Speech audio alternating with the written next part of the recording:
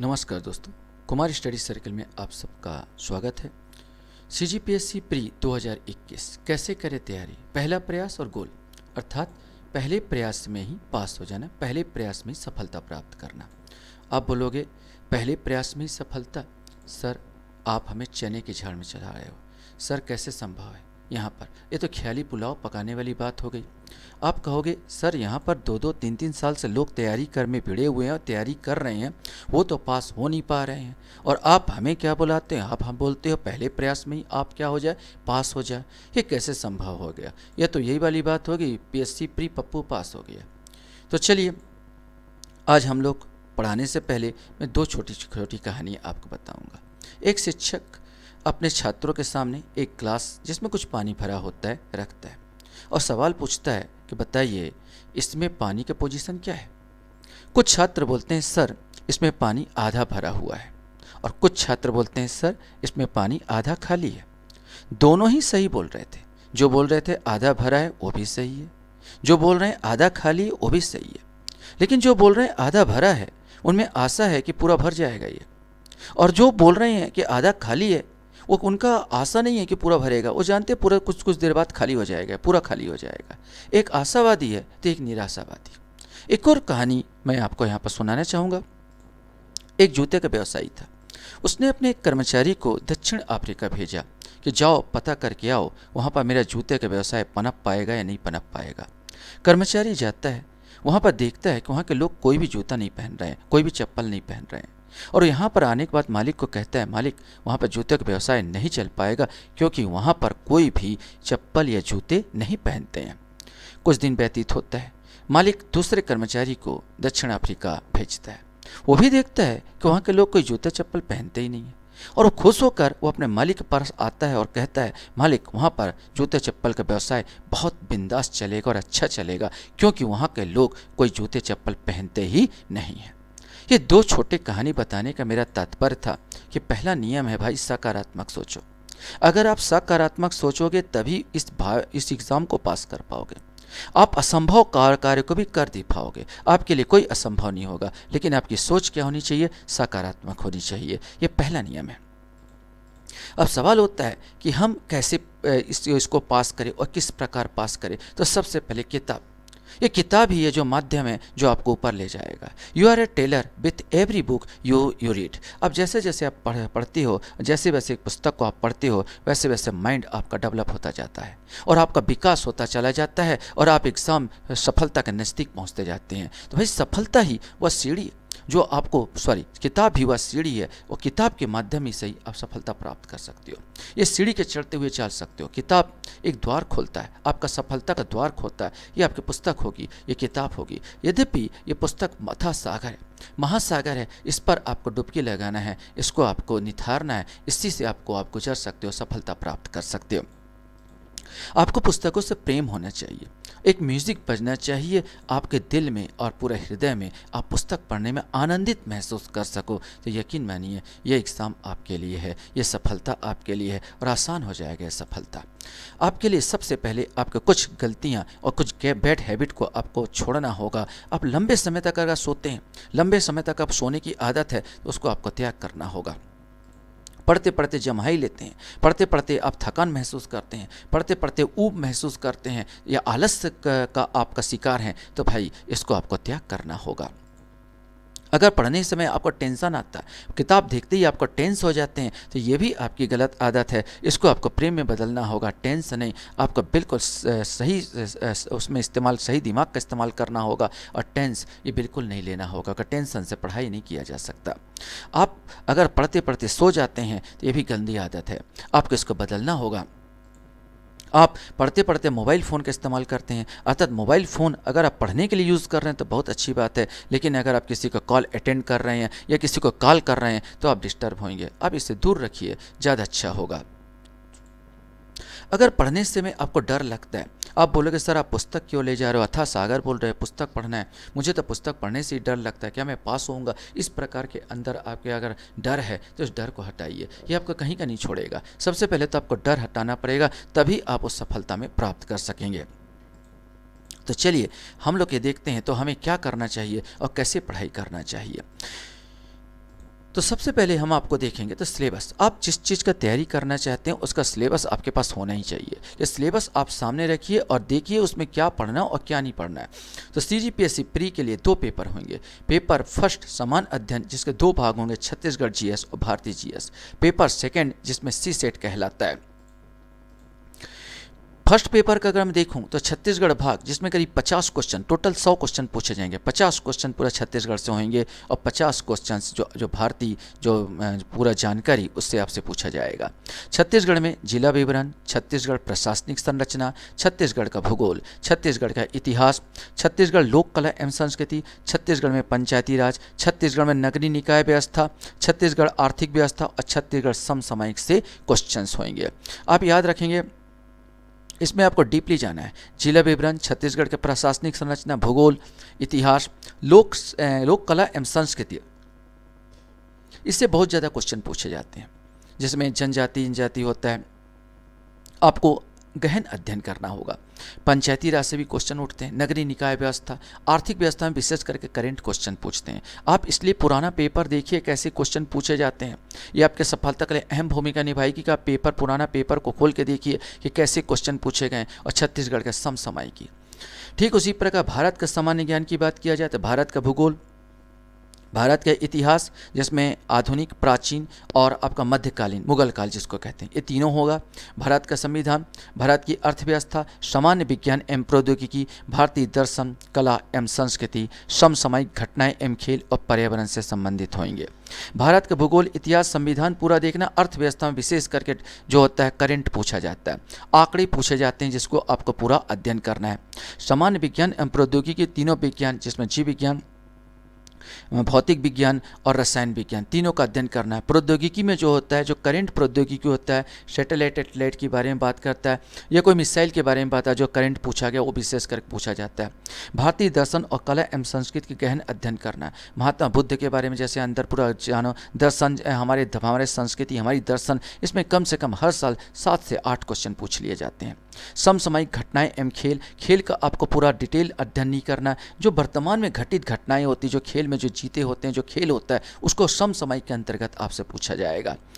पर्यावरण से भी क्वेश्चंस उठते हैं और उठाया जा रहा है पर्यावरण से। इस प्रकार आपको हमेशा सिलेबस टू सिलेबस पढ़ना है, इधर उधर का मत पढ़िए। इससे आपका क्या हो जाएगा, दिक्कत दुख खत्म हो जाएगा कि आप जो भी पढ़े हैं, कुछ भी पढ़ रहे हैं, कुछ भी मत पढ़िए। इन चीज़ों को देखिए, पुराना पेपर रखिए, इसके बाद आगे बढ़िए और पढ़िए।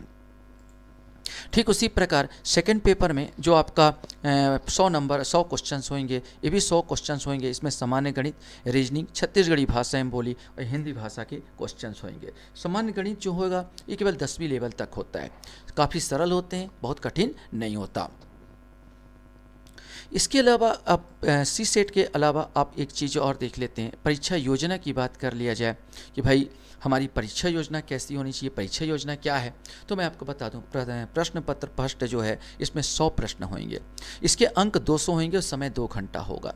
प्रत्येक गलत उत्तर के लिए सही उत्तर हेतु निर्धारित अंक का 1/3 अंक काट लिए जाएंगे। मतलब 1/3 आपका अंक निगेटिव मार्क होता है, 1/3 अंक आपका काट लिए जाएंगे।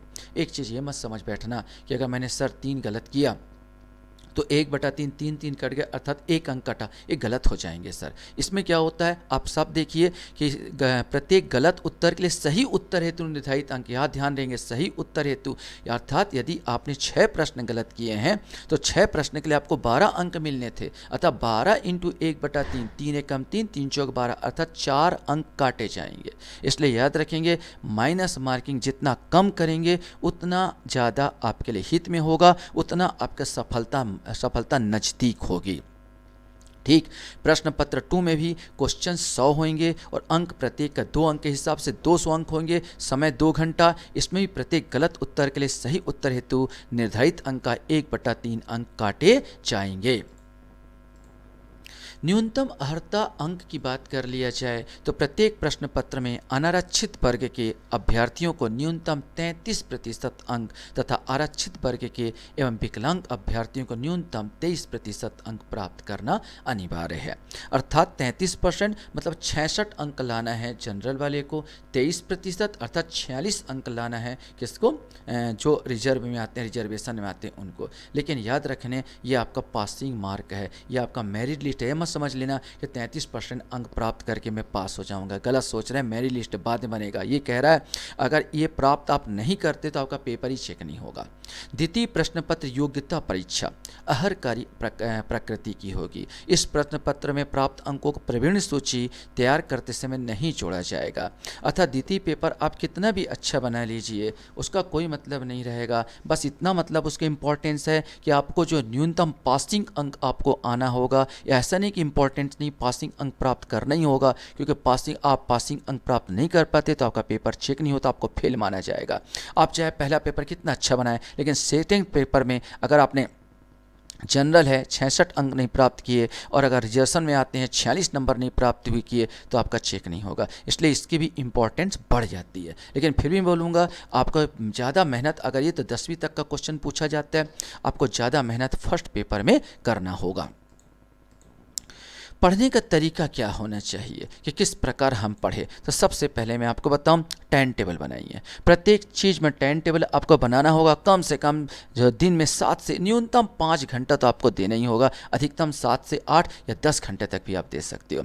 घंटा भी एक चीज़ हो, घंटा भी इंपॉर्टेंट नहीं, याद रखना पढ़ने का तरीका इंपॉर्टेंट, आप पढ़ते कैसे हो। कम समय में बहुत विद्यार्थी निकाल सकते हैं अच्छा पढ़ाई करके, लेकिन टाइम टेबल बहुत इंपॉर्टेंट है, क्योंकि कोई भी पुस्तक आप उठाकर पढ़ने लगोगे तो गड़बड़ हो जाएगा। आप टाइम टेबल बनाइए कि मेरे को इतिहास इतने समय से इतना पढ़ना, छत्तीसगढ़ इतने समय से इतना पढ़ना, मेरे को रीजनिंग के लिए इतना समय देना या मैथ के लिए इतना समय देना, या एक हफ्ते मेरे को संविधान पढ़ना है तो अगले हफ्ते मेरे को क्या पढ़ना है, केवल इतिहास पढ़ना है। तो कुछ भी आपको जो सूटेबल लगा, जो अच्छा लगे उसका टाइम टेबल बनाइए। बहुत सारी किताब इकट्ठा करने से बचिए, वरना इस बालक जैसे अवस्था हो जाएगा। पूरा कूड़ा करकट लगाने से अच्छा है कि चुनिंदा पुस्तक को पढ़िए, जो कुछ टीचर बताते हैं जो इंपॉर्टेंट पुस्तक उनको पढ़िए, न कि पूरा ढेर लगा दीजिए। तो यही बालक जैसा आपकी अवस्था हो जाएगा, क्या पढ़ूँ और क्या ना पढ़ूँ। जब भी आप किसी चैप्टर को पढ़ते हैं उसका आप ऑब्जेक्टिव क्वेश्चन को सॉल्व भी कीजिए। जैसे 1857 की क्रांति को पढ़े तो 1857 क्रांति से संबंधित जितने क्वेश्चन हैं उनको सॉल्व कीजिए। इससे आपका दृष्टिकोण का विकास होगा। जो टिक लगाते हैं उसका पता चलेगा कौन से आंसर पर टिक लगाओगे, और एक बार अगर गलती कर देते हो और फिर देखते हो उत्तर देखते हो, आप गलती करने के बाद उत्तर देखते हो तो आप फिर कभी नहीं भूलोगे। इसलिए बहुत अच्छा टेक्निक है कि पढ़ने के बाद रोज़ आदत डाल लीजिए कि आपको ऑब्जेक्टिव क्वेश्चन क्या करने हैं, सॉल्व करने हैं। जब भी कोई चैप्टर आप पढ़ते हो, चैप्टर पढ़ने के बाद आत्मचिंतन कीजिए, उसमें कैसे क्वेश्चन अपने से क्वेश्चन बनाइए कि क्या को क्वेश्चन उभर सकता है। ऐसा नहीं कि पढ़ते चले जाए रट्टा मत, इसमें आप नहीं हो पाएगा। आप धीरे पढ़िए, अच्छा पढ़िए, और पढ़ने के बाद विश्लेषण कीजिए कि आप में ये क्वेश्चन बन सकता है और ये क्वेश्चन नहीं बन सकता, तब आगे बढ़िए। आपको प्रत्येक दिन अखबार जरूर पढ़ना चाहिए, कोई भी, चाहे दैनिक भास्कर हो, नव भारत हो, कोई भी आप अखबार पढ़िए। विशेष करके आर्टिकल्स जरूर देखिए, जिसको संपादकीय बोलते हैं। खेल भाग को देखिए, आर्टिकल्स भाग को देखिए। यहाँ का नहीं, ऐसा मत देखिए किसी का मर्डर हो गया, किसी गुंडागर्द, ये सब मत देखिए, लेकिन आर्टिकल जरूर पढ़िए जिसमें आपका करेंट या समसामयिक आपकी तैयारी होती जाएगी, अच्छी तैयारी होती चली जाएगी। इसके अलावा आप ग्रुप स्टडी करते हैं तो बहुत अच्छा है। एक ज्ञान बांटने से ज्ञान बढ़ता है। आप किसी को पढ़ाएंगे तो आपका ही ज्ञान बढ़ता जाएगा। उनसे कुछ लीजिए, आप कुछ दीजिए, आप देखेंगे आप लोगों का विकास होता जा रहा, सबका विकास हो जाएगा, सबका साथ होगा।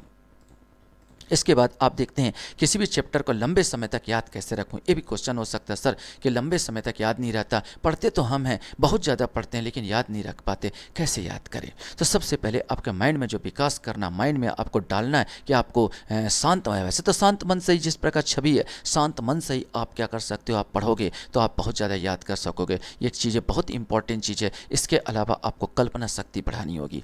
अपनी कल्पना पावर, अपनी कल्पना शक्ति के द्वारा जो बचपन में आप इसको अक्षर पढ़ा सकते हो, इमेज कर सकते हो। सर इस कैसे, तो मैं आपको एक एग्जांपल बताता हूँ। जैसे बाबर है, बाबर अपना मुगल सल्तनत का एक हीरो था। बाबर बोला जाए तो वो जो आक्रांता था, जो आया था, हम बोला जाए तो आक्रांता जिसे बाबर बोला जाता है, जो आक्रमण किया भारत पर, 4 युद्ध उसने लड़े थे, 1526, 1527, 1528 और 1529 में। पानीपत का पहला युद्ध 1526 इब्राहिम लोदी के साथ, खानबा की युद्ध 1527 में राणा सांगा के साथ, चंदेरी की युद्ध 1528 में मेदिनी राय के साथ, और घाघरा की युद्ध 1529 में महमूद लोधी, ये अफगानों के साथ, ये अफगान थे, अफगान के साथ हुआ था। महमूद लोधी कौन? इब्राहिम लोधी का छोटा भाई था। मैं आपको बता दूं कि इसको याद करना होगा तो एक चीज़ सबसे बड़ी बात है, 26, 27, 28, 29, 15 अब याद हो तो 26, 27, 28 लाइन बार 4 युद्ध किए थे, ओनली 4 युद्ध इसने किया था, ये दिमाग में बैठा लेना चाहिए। यहाँ पर 26, 27, 28, 29 आप ऐसा कीजिए कि बाबर आया यहाँ पर, पहले पानी पिया था, पानी पिया, फिर खाना खाया, इसके बाद पानी पीना और खाना खाने में देरी हो गई घर जाने में, क्योंकि उसका घर काबुल में था, तो आपको जल्दी याद हो जाएगा, पानी पिया, खाना खाया, देरी हो गई घर जाने में। यहाँ पर 15, 26, 27, 28, 29 एक अच्छा तरीका। दूसरा तरीका है पान खा चल घर।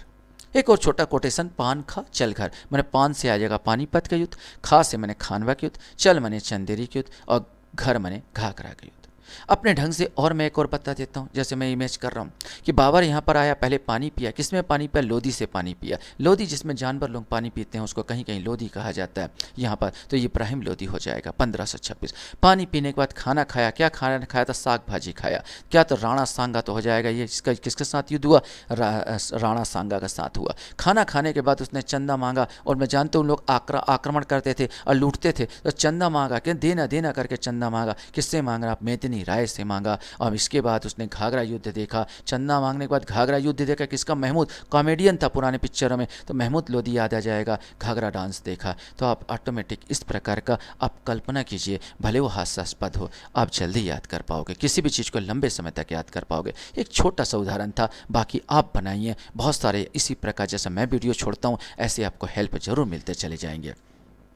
इसके अलावा आधुनिक चीज़ों का भी इस्तेमाल कीजिए। आप ईयरफोन का इस्तेमाल का, इसमें मोबाइल में अपनी बातों का रिकॉर्ड कीजिए। जब खाली समय हो, जब आप नहा रहे हो, जब आप कुछ खाना खा रहे हो, तो आप कान में लगा लिए, गाना सुनने की अपेक्षा इनको सुनिए। आपका जो इतिहास हो या संविधान हो, कुछ भी जो आप याद किए हो उसको सुनते रहिए। अब बाहर किसी काम में जा रहे तो सुनिए। आप जब खाली समय हो तो आप सुनिए, आपका और भी स्टडी होता चला जाएगा। ये जो आधुनिक जो आजकल इलेक्ट्रॉनिक चीज़ है, ये आपको बहुत मदद करती हैं, बहुत हेल्प करती हैं। उसको यूज़ में लाइए, पॉजिटिव सेंस में लीजिए उसको। अपना खुद का नोट्स बनाइए। दूसरे के नोट्स की अपेक्षा अपना खुद का नोट्स बनाना बहुत अच्छा होता है, वो जल्दी याद होता है। शॉर्टकट बनाइए, छोटा बनाइए, पॉकेट में लेके घूमिए छोटा उसमें, जो आप कहीं भी दूसरी जगह जाए तो कम से कम उसका सदुपयोग होता चला जाए। इसके अलावा जब आप पुस्तक पढ़ते हो तो आप उसको हाईलाइट कीजिए, लाल पीला हरा नीला जिससे भी हाईलाइट कीजिए। आप क्या कि पूरा पुस्तक का पढ़ने का समय नहीं, तो आप हाईलाइट लेम को पढ़िए, आप रोज़ पढ़िए। जिसमें रस्सी आवत जात है, सिल पर पड़े निशान, ठीक उसी प्रकार आप देखोगे एक दिन आपको पूरा क्या होता जा रहा, याद होता चला जा रहा। पेपर सी सेट का भी कैसे तैयारी किया जाए, तो सी सेट के लिए में क्या पूछा जाएगा? सामान्य गणित, रीजनिंग, छत्तीसगढ़ी भाषा बोली और हिंदी भाषा, ये 4 चीज़ होंगे। मैंने कहा बोला केवल आपको पासिंग मार्क इसमें लेके आने हैं। तो द्वितीय प्रश्न पत्र योग्यता परीक्षा अहरकारी प्रकृति की होगी। इस प्रश्न पत्र में प्राप्त अंकों को प्रवीण सूची तैयार करते समय नहीं जोड़ा जाएगा, पहले बताया जा चुका। केवल आपको पासिंग मार्क चाहिए सामान्य गणित, रीजनिंग, छत्तीसगढ़ी भाषा बोली और हिंदी भाषा के लिए। फिर भी कुछ पुस्तक बता देता हूँ। गणित के लिए डॉक्टर एस.डी. यादव की पुस्तक आती है, बहुत अच्छी पुस्तक है। रीजनिंग के लिए दीपक कुमार परफेक्ट प्रकाशन का आता है, ये बहुत अच्छी पुस्तक है। हिंदी के लिए डॉक्टर वासुदेव नंदन प्रसाद का यह अरिहंत का पुस्तक है, जो आपके पास हो ले सकते हो। छत्तीसगढ़ी भाषा के लिए सारांश ट्यूटोरियल्स तो निकाला जाता है, या दूसरे कोचिंग सेंटर द्वारा भी निकाले जा सकते हैं, जिसका आप इस्तेमाल कर सकते हैं।